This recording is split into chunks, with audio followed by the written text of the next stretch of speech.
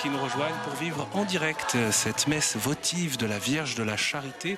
Nous sommes en direct depuis Cuba où le pape François est donc entré en procession et s'apprête à célébrer cette messe.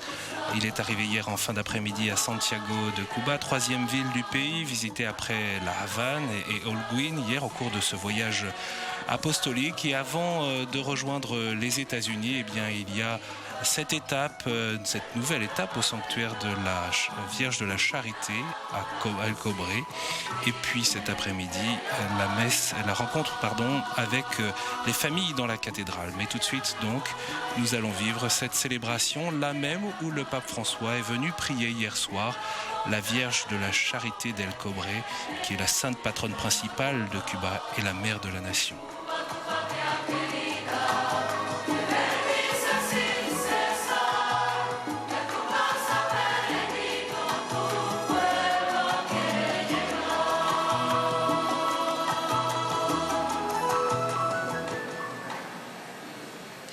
Padre, y del Hijo, y del Espíritu Santo.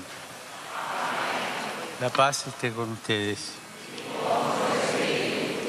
Hermanos, para celebrar dignamente estos sagrados misterios, reconozcamos nuestros pecados.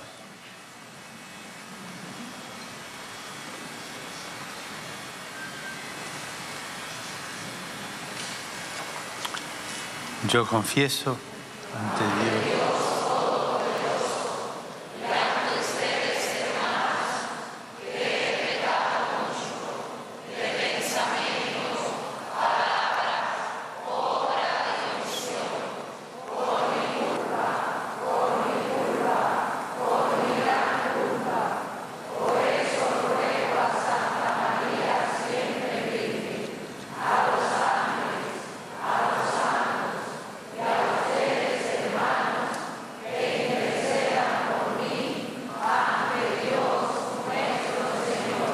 Dios Todopoderoso tenga misericordia de nosotros, perdone nuestros pecados y nos lleve a la vida eterna.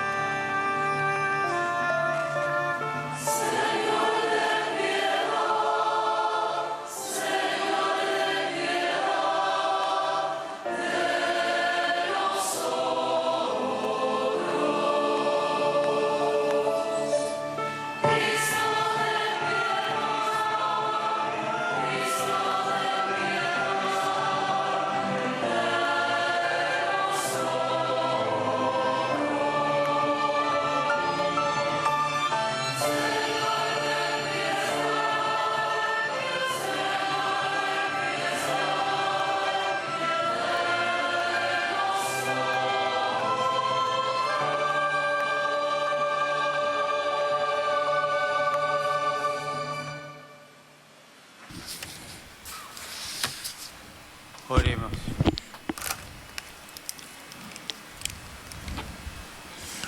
Prions. Dios Todopoderoso y Eterno, que en la gloriosa Madre de tu Hijo, Nuestra Señora Dieu tout-puissant, éternel, que dans la glorieuse mère de ton Fils, Notre-Dame de la Caridad, nous a donné une protection célestiale à tous ceux qui l'invoquent. Accorde-nous pour son intercession d'avoir la force dans la foi, sécurité dans l'espérance et constance dans l'amour. Y es Dios por los siglos de los siglos.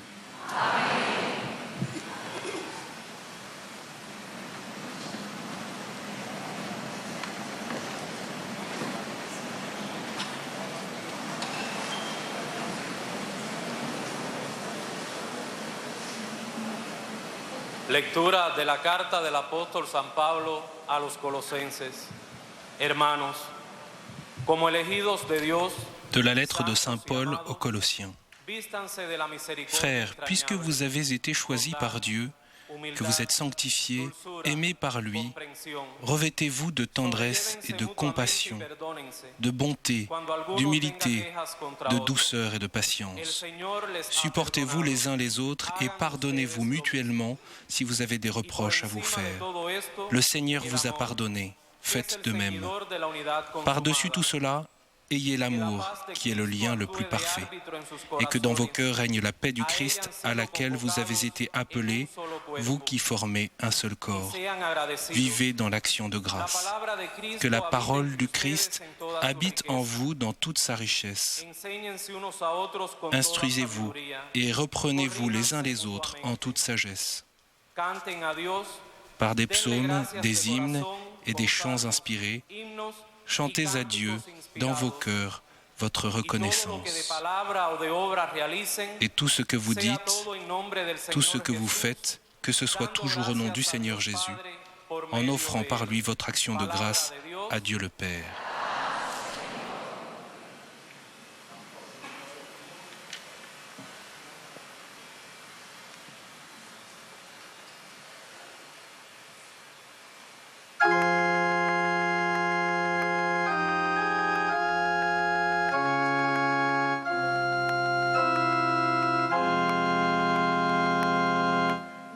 Misericordia del Señor cura siempre. Misericordia del Señor cura siempre. Bénis le Seigneur en mon âme. Bénis son nom très saint, tout mon être. Bénis le Seigneur en mon âme. N'oublie aucun de ses bienfaits.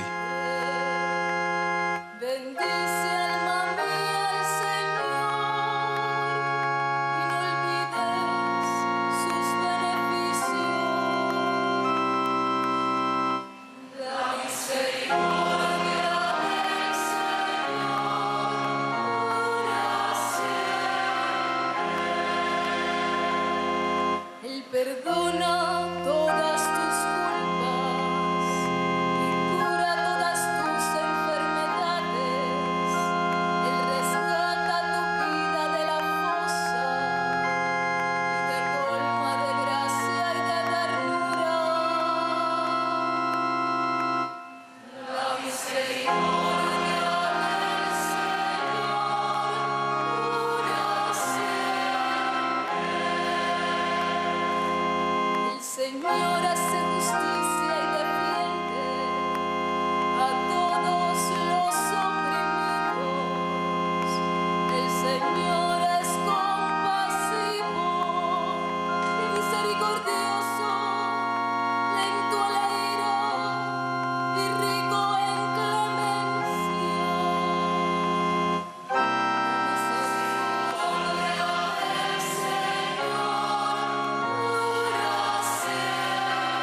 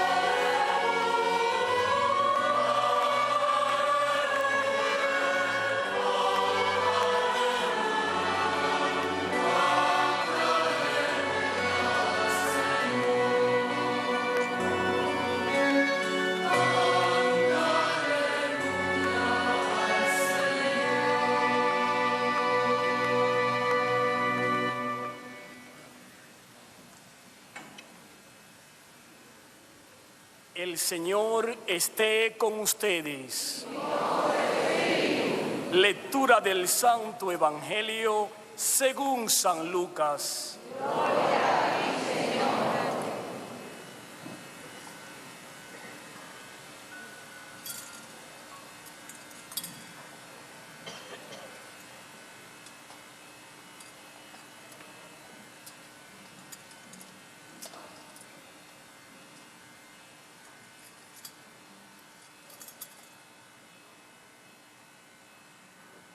En aquellos días, María se puso en camino De l'Évangile selon saint Luc. En ces jours-là, Marie se mit en route et se rendit avec empressement vers la région montagneuse dans une ville de Judée. Elle entra dans la maison de Zacharie et salua Élisabeth. Or, quand Élisabeth entendit la salutation de Marie, l'enfant tressaillit en elle. Alors Élisabeth fut remplie d'Esprit Saint et s'écria d'une voix forte, « Tu es bénie entre toutes les femmes, et le fruit de tes entrailles est béni. D'où m'est-il donné que la mère de mon Seigneur vienne jusqu'à moi? Car lorsque tes paroles de salutation sont parvenues à mes oreilles, l'enfant a tressailli d'allégresse en moi. Heureuse celle qui a cru à l'accomplissement des paroles qui lui furent dites de la part du Seigneur.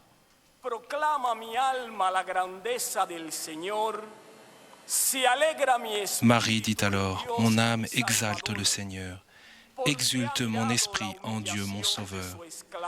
Il s'est penché sur son humble servante. Désormais, tous les âges me diront bienheureuse. Le Puissant fit pour moi des merveilles, saint est son nom.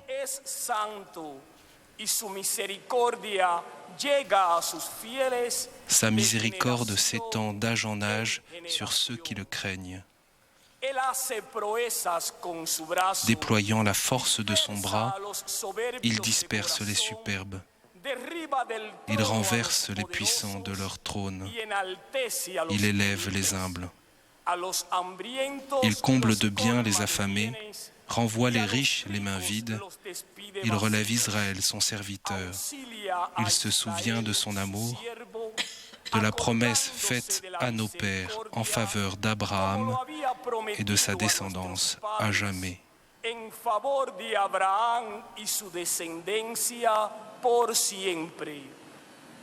Marie resta avec Élisabeth environ 3 mois, puis elle s'en retourna chez elle. Palabra del Señor.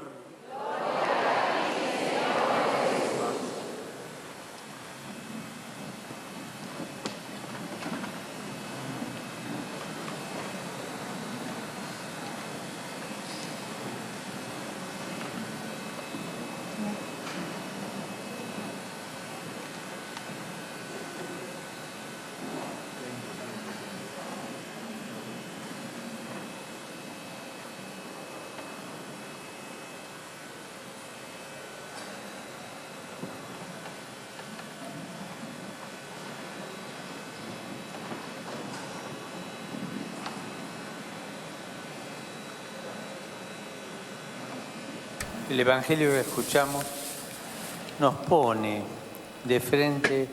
L'évangile que nous venons d'écouter nous place devant le mouvement que provoque le Seigneur chaque fois qu'il nous invite. Il nous fait sortir de chez nous. Ce sont des images qu'une fois ou l'autre, nous sommes invités à contempler. La présence de Dieu dans notre vie ne nous laisse jamais immobiles. Elle nous pousse à nous mettre en mouvement. Quand Dieu nous visite, il nous fait toujours sortir de chez nous. Visiter pour visiter, rencontrer pour rencontrer, aimer pour aimer. Là, nous voyons Marie, la première disciple, une jeune ayant peut-être entre 15 et 17 ans, qui, dans un village de Palestine, a été visitée par le Seigneur, lui annonçant qu'elle serait la mère du Sauveur. Loin de s'enorgueillir et de penser que tout le village devait venir s'occuper d'elle et la servir, elle sort de chez elle et va servir. Elle va aider sa cousine Élisabeth. La joie qui jaillit de savoir que Dieu est avec nous, avec notre peuple, réveille le cœur, nous met en mouvement, nous fait aller dehors, nous conduit à partager la joie reçue comme service,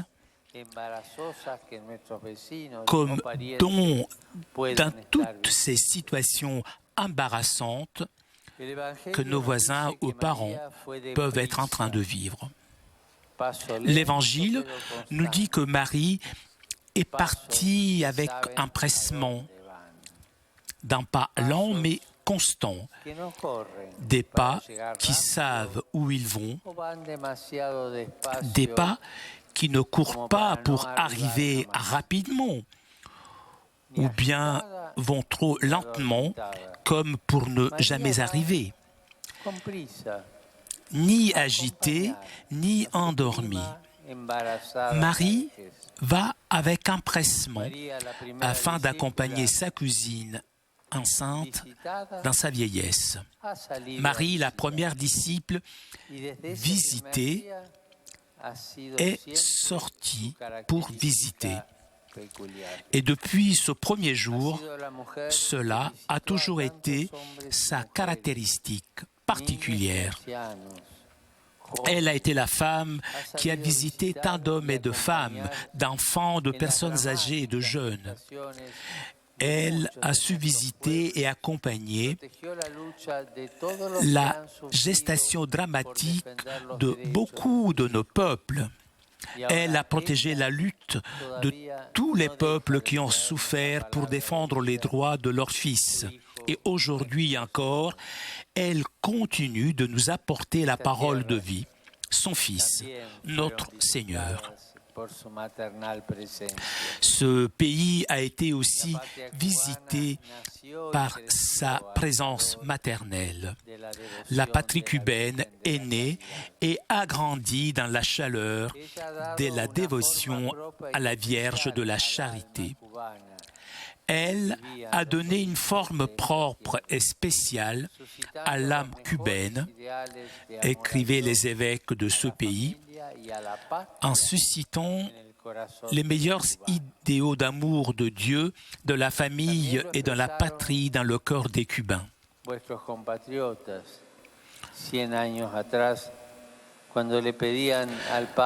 Vos compatriotes l'ont également exprimé il y a 100 ans lorsqu'ils demandaient au pape Benoît XV de déclarer la Vierge de la Charité, patronne des Cubains, en écrivant « Ni les malheurs, ni les pénuries n'ont réussi à éteindre la foi et l'amour que notre peuple catholique professe à cette Vierge, mais plutôt aux étapes majeures de la vie, lorsque plus proche était la mort ou plus proche le désespoir, a toujours surgi comme lumière qui dissipe tout danger, comme la rosée consolatrice.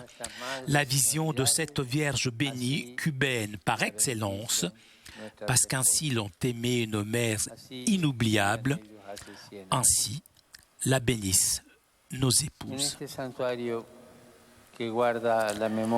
Cela qu'écrivaient vos compatriotes il y a 100 ans. Dans ce sanctuaire qui garde la mémoire du saint peuple fidèle de Dieu en marche à Cuba, Marie est vénérée comme mère de la charité. D'ici, elle protège nos racines, notre identité, pour que nous ne perdions pas sous les chemins du désespoir. L'âme du peuple cubain, comme nous venons d'entendre, a été forgée dans les douleurs et les privations qui n'ont pas réussi à éteindre la foi. Cette foi qui s'est maintenue vivante grâce à tant de grands-mères qui ont contribué à rendre possible au quotidien dans leur foi, dans leur foyer, la présence vivante de Dieu, la présence du Père qui libère, fortifie, guérit, donne du courage et qui est un refuge sûr comme signe de nouvelle résurrection. Des grands-mères, des mères et tant d'autres qui, avec tendresse et affection, ont été des signes de visitation, comme Marie, de courage, de foi pour leur petit-fils dans leur famille. Elles ont maintenu ouverte une fente petite comme un grain de sénévé à travers laquelle l'Esprit Saint continuait d'accompagner les palpitations de la vie de ce peuple. Et chaque fois que nous regardons Marie, nous voulons croire en la force révolutionnaire de la tendresse et de l'affection. Génération après génération, jour après jour, nous sommes invités à renouveler notre foi. Nous sommes invités à vivre la révolution de la tendresse comme Marie, mère de la charité. Nous sommes invités à sortir de chez nous, à avoir les yeux et le cœur ouverts aux autres. Notre révolution passe par la tendresse, par la joie qui se fait toujours proximité, qui se fait toujours compassion, qui n'est pas avoir piété de quelqu'un, mais souffrir avec quelqu'un et nous conduit à nous impliquer pour servir dans la vie des autres. Notre foi nous fait sortir de chez nous pour aller à la rencontre des autres afin de partager joie et allégresse, espérance et frustration. Notre foi nous fait sortir de la maison pour visiter le malade, le détenu, celui qui pleure et celui qui sait aussi rire avec celui qui rit, se réjouir des joies des voisins. Comme Marie, nous voulons être une Église qui sert, qui sort de chez elle, qui sort de ses temples, de ses sacristies, pour accompagner la vie, soutenir l'espérance, être signe d'unité d'un peuple noble et digne, comme Marie, mère de la charité.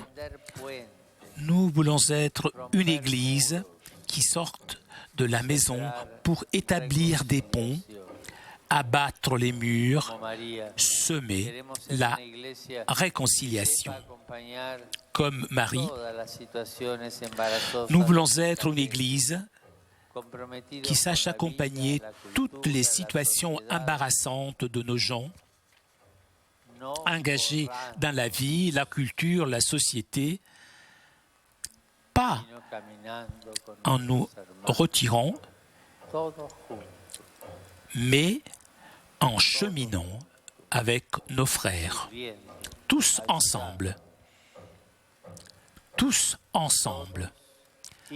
et ayant au service des autres, en les aidant.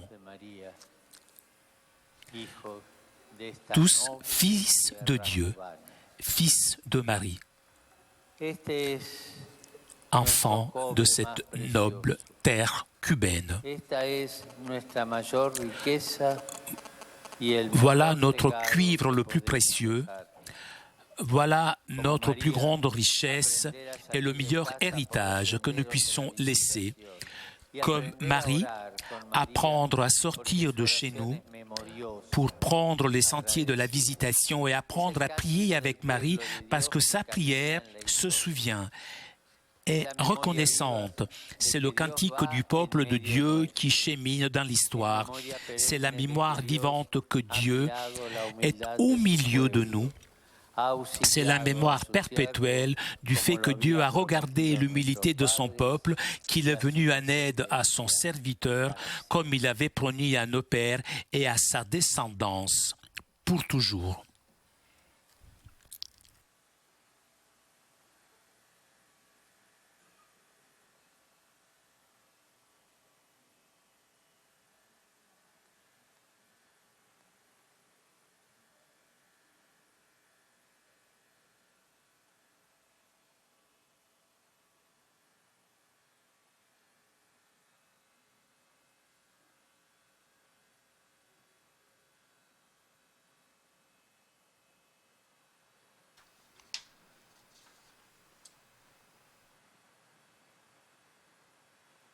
Et comme à chaque Eucharistie célébrée ici à Cuba, eh bien, un long temps de méditation est proposé aux fidèles, aux célébrants.